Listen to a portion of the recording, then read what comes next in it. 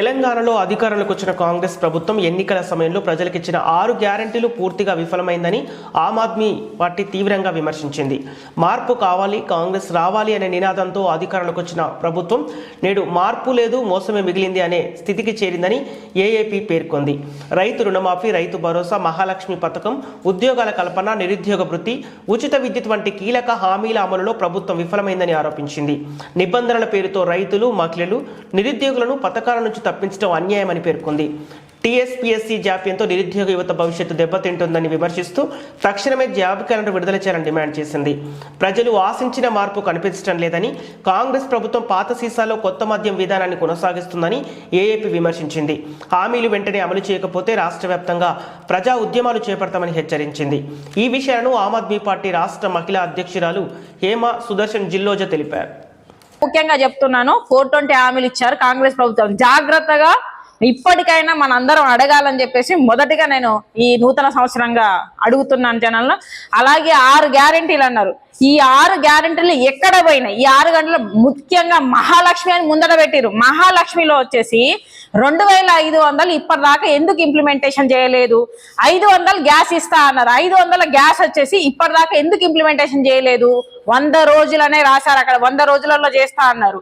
అలాగే షాదీ ముబారక్ అన్నారు. ఇప్పటిదాకా షాదీ ముబారక్ ఏమైందో, ఎక్కడ పోయిందో ఎవరు ఏ అసెంబ్లీలో మాట్లాడలేదు. అలాగే గోల్డ్, తులం బంగారం అన్నారు. మొత్తానికి ఇయ్యలేము అన్నట్టుగా కొన్ని పేపర్లో కూడా చూడాల్సి వచ్చింది. మరి గ్యారెంటీలు ఎందుకు ఇచ్చారు? ఫ్రీ బస్ అని ఇచ్చారు. ఫ్రీ బస్సు ఎప్పటిదాకా ఇచ్చారు? ఫ్రీ అని చెప్పేసి ఇటు సైడ్ నుంచి ఆడవాళ్ళకి ఫ్రీ ఇచ్చినట్టు ఇచ్చేసి మగవాళ్ళ జేబుల నుంచి కొట్టి ఇక్కడ ఇచ్చిస్తున్నారు. మీరు ఎక్కడ ఫ్రీ ఇచ్చినట్టు? ఇది కూడా ఇంప్లిమెంటేషన్ లేదనే చెప్పాలి. అదే విధంగా ఏంటిది మన 200 యూనిట్లు అని చెప్పేసి కరెంట్ అన్నారు. 200 యూనిట్ల కరెంట్ ఫ్రీ వచ్చేసి అందరికి ఇంప్లిమెంటేషన్ అయిందా? కాలేదు. మరి అది చేయూత అన్నారు. ఏంటిది 4000 పింఛన్లు ఇస్తా అన్నారు. ఎక్కడ పోయినాయి 4000 పింఛన్లు? ఇప్పటిదాకా ఇంప్లిమెంటేషనే కాలేదు. అదే 2000 ఇప్పటికీ కొంతమందికి రావట్లేదు అని చెప్పేసి కొన్ని గ్రామాలలో మనం చూస్తున్నాం. 10 లక్షలు రాజీవ్ బీమా అన్నారు. అది ఎక్కడ పోయింది? నెక్స్ట్ వచ్చేసి రైతు భరోసా అన్నారు. 15,000 రూపాయలు రైతులకు, ఏంటిది కౌలు రైతులకు అన్నారు. 12,000 రూపాయలు వ్యవసాయ కూలీలకు అన్నారు.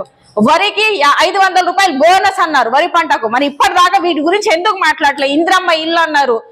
ఏంటి తెలంగాణ ఉద్యమకారులకి 250 గజాలు భూమి అన్నారు. మరి ఇవన్నీ ఇంప్లిమెంటేషన్. ముఖ్యంగా యువతనైతే మన రాహుల్ గాంధీ గారు వచ్చేసి ఇక్కడికి హైదరాబాద్కు వచ్చేసి ఓయూ పిల్లల్ని అందరినీ పిలిచేసి నేను జాబ్స్ ఖచ్చితంగా ఇస్తాను అని చెప్పేసి వాళ్ళకి చెప్పడం వల్లనే గ్రామాలలో పోయి ఈ యువత మొత్తము వాళ్ళ అమ్మానాలకు చెప్పేసి గ్రామాల నుంచి ఓట్లు పడితేనే కాంగ్రెస్ ప్రభుత్వం అధికారంలోకి వచ్చింది. మరి ఇవన్నీ ఎక్కడికి పోతున్నాయి?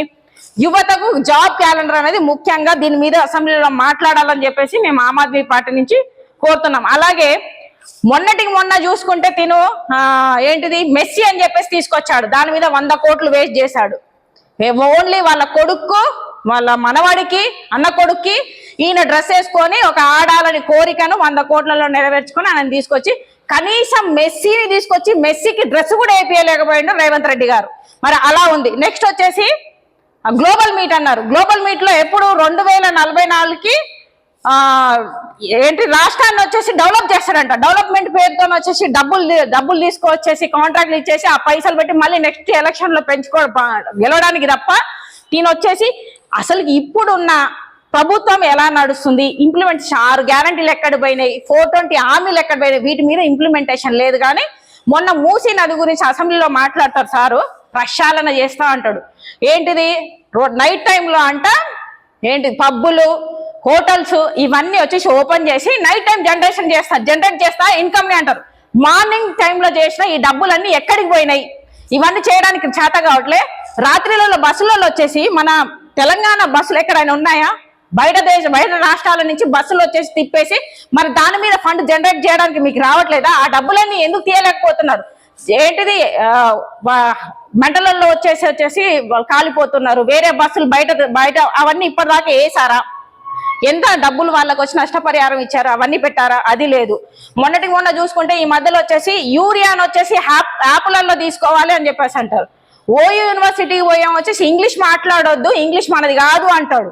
అదా నువ్వు చెప్పాల్సింది. మరి యాప్ యూజ్ చేయమని ఎందుకు చెప్తున్నావు? యాప్ అంటే ఇంగ్లీష్ వాళ్ళది కదా. మరి యాప్ యూజ్ చేస్తే యూరియా వస్తుంది అంటే అందరికి చదువు రాదు అని చెప్పేసి అట్లే అందరూ చదువుకున్న వాళ్ళే. కొంతమంది గ్రామాలలో వచ్చేసి వ్యవసాయం చేసే వాళ్ళకు మొబైల్ యూజ్ చేయడం కూడా రాని వాళ్ళు ఉంటారు.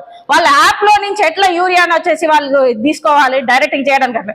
ఇప్పటికైనా ఈ ప్రభుత్వం వచ్చేసి ఫస్ట్ ఆఫ్ ఆల్ డెవలప్మెంట్ పేరుతో మేము అది చేస్తాం ఇది చేస్తామని కాదు, ఫస్ట్ ఉన్న గ్యారంటీలను అమలు పరచాలి. రోడ్లు కానీ, విద్య, వైద్యం, అలాగే వచ్చేసి నాణ్యమైన వసతి కల్పించమని హాస్పిటల్లో మందులు కూడా దొరకట్లేదు కొన్ని హాస్పిటల్ పోతే, అవన్నీ చేయాల్సిందిగా ఫస్ట్ కోరుతున్నాం.